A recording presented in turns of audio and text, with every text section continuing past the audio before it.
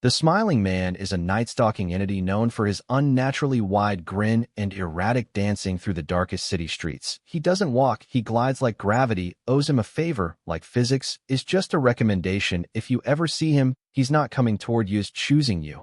And he moves like a marionette being yanked by a child on a sugar-high, limbs twitching in angles that feel like watching a spider discover ballet. People say he smiles because he's happy. That's laughable, that smile isn't joy, it's the absence of sanity. It's the look someone wears after they've forgotten what emotions are supposed to be, but they remember you're supposed to look happy. So they overcompensate like a psychopath trying to do stand-up. He doesn't speak, he stares.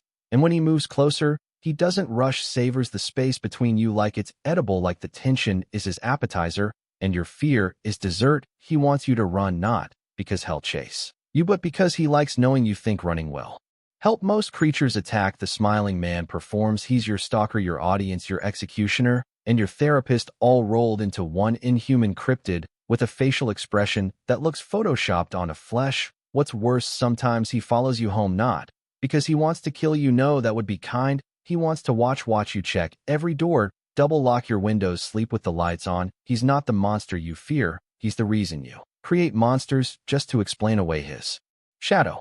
SCP-2317 is not a monster, it's a door, but behind that door, a god, one you hope is fictional, one whose heartbeat is the ticking of your timeline collapsing. SCP-2317 is the kind of thing bureaucracies invent euphemisms for containment breach, they say, when what they mean is our dimension is hanging by a thread soaked in gasoline. Behind that door is a being so cosmically evil, it doesn't scream it waits. The SCP Foundation doesn't protect us from it, they distract it with rituals, performances, human sacrifices dressed up as protocol, and every year the rituals become less effective because the door is rotting. The locks were designed by humans, and humans can't engineer forever. Hey, race, the thing, it's not even clear what the entity is. Some call it a god, others a demon, but the SCP file hints at something deeper, that this thing didn't come from hell. It is the thing hell was made to contain. You know what SCP-2317 teaches us? That security is a lie, that doors can hold back apocalypse only as long as we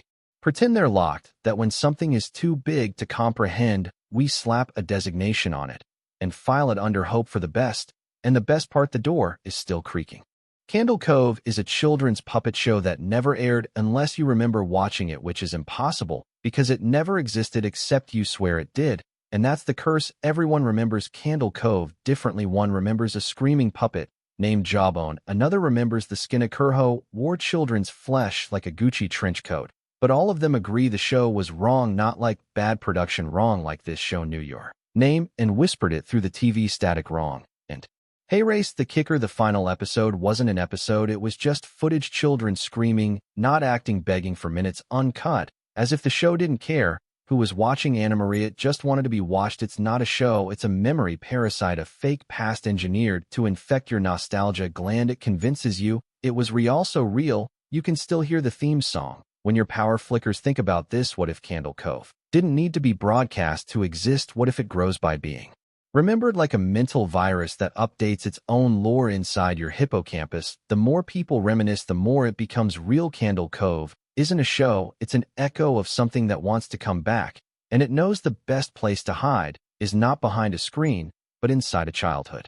The rake is not a beast, it's not a man, it's the pause in your breath when you wake up and feel something watching from the corner. Its fingernails on your sanity. Every encounter with the rake feels like reading a suicide note written in claw marks. It doesn't speak, not because it lacks language, but because it doesn't need it. Its message is etched into your brainstem. You know what it wants before it moves. You just wish you didn't picture a creature so pale it looks like skin abandoned by blood, eyes like open wounds, limbs bent like God was drunk the day he sketched it. The rake doesn't stalk you because it's hungry, it stalks you because it enjoys the intimacy of your unraveling. Some say it sits at the foot of your bed, but that's a lie. It doesn't sit, it perches like it's deciding whether to admire you or peel you open. And if you see it, that's not survival, that's foreplay, because seeing it means it let you see it. You're not prey, you're entertainment. You'll never feel safe again, not because it's still there, but because it left.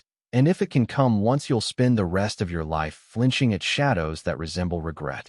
Zalgo is not a being. Zalgo is what happens when reality suffers a hemorrhage and starts leaking meaning. He comes not through portals or cracks, but through fonts. He infects language, corrupts text, spreads in Unicode. Like a god of broken syntax, you don't read about Zalgoy. Contract him every glitched sentence, every cursed chain letter from 2009, with the floating diacritics. That's Zalgo whispering. He comes, they say, but Zalgo is not on his way. He's already in your operating system. He's in your code.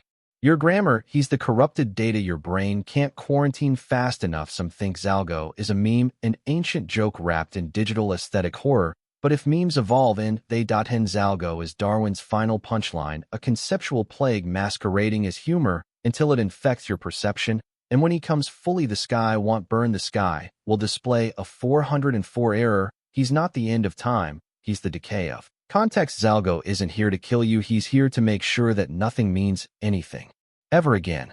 This isn't a creepypasta, this is a psychological body horror fanfiction written by a war criminal's fever dream, a Soviet experiment gas that prevents sleep, 5 prisoners, and then everything slides into meat poetry, eyelids torn off, flesh consumed, voices like rotting opera, all because they didn't want to sleep. Let that sink in. They begged to stay awake, not because they were afraid of dying, but because they met something when they fell asleep. Something worse, something honest, and the final confession.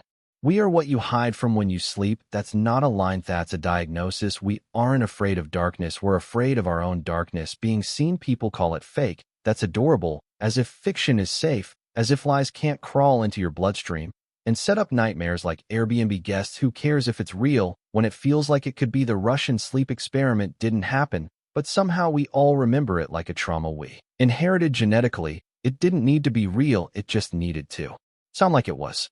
Laughing Jack is a clown, but not a birthday clown, not a circus clown. He's the rotting scream at the edge of childhood joy, the corruption of color itself. He was once imaginary, a friend for lonely children, but loneliness is a gateway drug for monsters. You feed it attention, and it evolves, becomes real, becomes hungry. Laughing Jack doesn't laugh because he's happy, he laughs because you're not. It's the sound of innocence cracking like cheap porcelain. His candy-themed body lies deception. It's not sugar, it's sweetened malice. He doesn't offer treats, he inserts them into people organically with a knife, and his victims, children, always children, not because they're weak, but because they're still pliable. They can believe, they can invite him in with imagination and neglect. Once he's there, he plays, he decorates the room with insides, makes balloon animals out of limbs, and paints murals in arterial red. Parents find the aftermath and swear it was a break-in. But no one broke in, the monster was already invited.